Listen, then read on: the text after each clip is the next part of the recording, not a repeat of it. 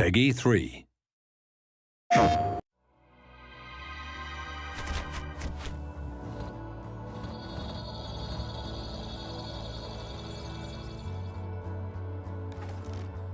When we first found out about PlayStation 4 and the features of the platform, we were really pleasantly surprised that they completely synced up with what we had in mind for DriveClub. It was almost a perfect storm, if you like. We had this desire to return back to realistic racing.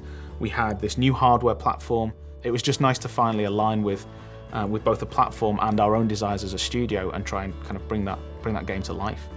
One of the things that we really liked was this idea that this was for an integrated, social generation of gamer who are now used to immediacy, connectivity, and an untethered relationship with their video games, where they are in touch with those game worlds when they're on the bus, when they're at work, 24/7. We've taken everything that we've seen from the massive rise of social networks since the last console cycle, and really that's become a core pillar of what PlayStation 4 is all about. So, you know, DriveClub really works on that level better than anything else you've ever played. We wanted to create a community, a genuine, living, breathing community. So when it came to looking at how we tackle that from a DriveClub perspective, you know, what did community mean to us? It meant that you had to have the ability for players to race both competitively but also collaboratively. And if they're going to collaborate, they've got to be together in a club. You know, they have to be a team of racers. Within DriveClub, there will be a range of social connections. So you'll immediately be able to see all of your PlayStation Network friends, but then you'll also be able to see all your friends and their connections within inside the game. So you'll be able to see how your friends are connected to other people. But we'll essentially make it very easy using the social connection feature to be able to find the perfect club for yourself.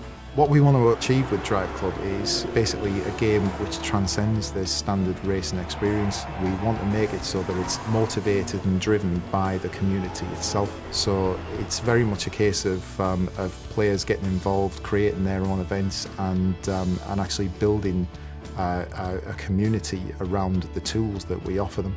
So at the core of DriveClub, you have the ability to, anything that you do in the game, any time that you set, any score that you set, you can bundle that up as a challenge and then send it to friends, club mates, even complete strangers. You know, you can pass this data on to them and say, look what I did, I dare you to beat it. Challenges are not just to send and forget. Basically, you're put into a leaderboard with those people, and so for the set duration of the time of the challenge, you can compete to sort of better yourself. In addition, once the challenge has been sent out, if people like that challenge, they can start competing in it or even forward it on to their friends, and so there's an opportunity for those challenges to go viral. One of the key ways the PlayStation 4 really enhances the multiplayer experience in DriveClub is the fact that every single section of every one of our tracks, our real-world kind of breathtaking, beautiful vistas, has data that can be turned into challenges for the best times, the best drift settings, the best 0 to 60 records on every straight, on every bend, on every turn, every piece of camber, every surface type has data that can be turned into challenges which can then be sent to others. That's only achievable on this console with this brilliant new emphasis on connected gameplay. DriveClub isn't a professional racing series. This isn't Formula One or IndyCar or anything like that. This is just a bunch of people that love cars, that love racing, that want to compete together, collaborate together, that just want to turn up to a location and just put their tyres on the asphalt, you know?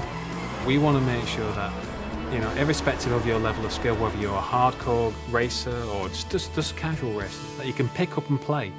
But it has those layers of depth inside there. So if you are a skilled player, you can shave off those tenths of a seconds per lap.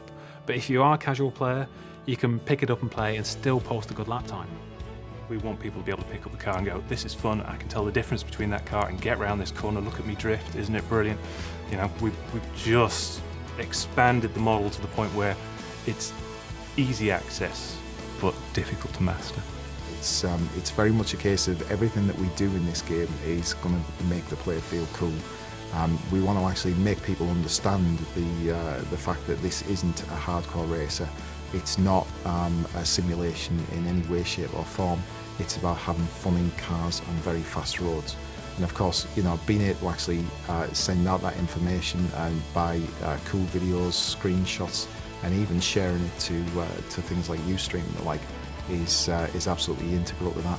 You know, we want people to be viewing the information that we're sending out from every single player, so that they understand that this is a broad community and absolutely the best racing experience that they're going to have on the next generation console.